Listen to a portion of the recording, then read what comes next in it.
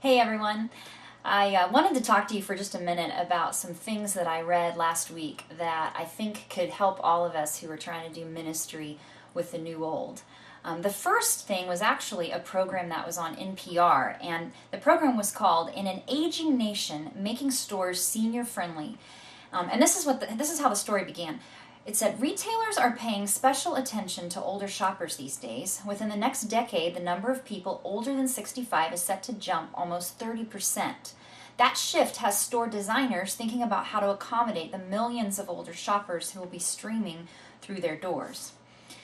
And in the news program, it talked about one of the major drugstore chains doing away with slick, shiny floors and instead having carpet because that's better for older adults. It's also, that same drugstore is lowering the shelves so that older adults don't have to reach so high and be put in that precarious position. They're even installing these magnifying glass things throughout the store so that they can be used by people to read the products.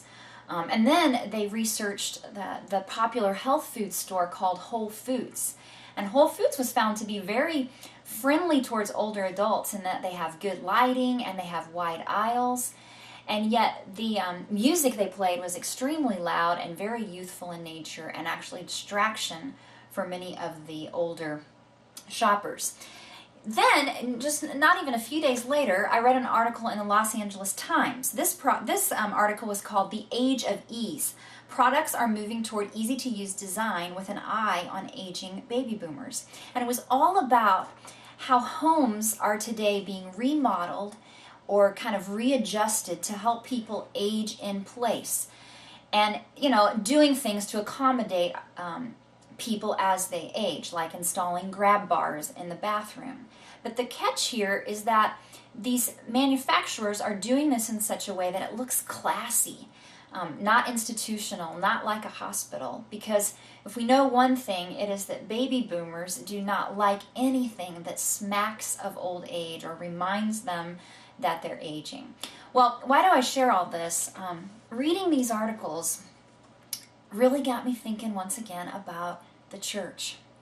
How many churches are having strategic meetings thinking about the implications of this huge group of older adults that are moving into the later years of life? My fear is that not many of us are talking about it.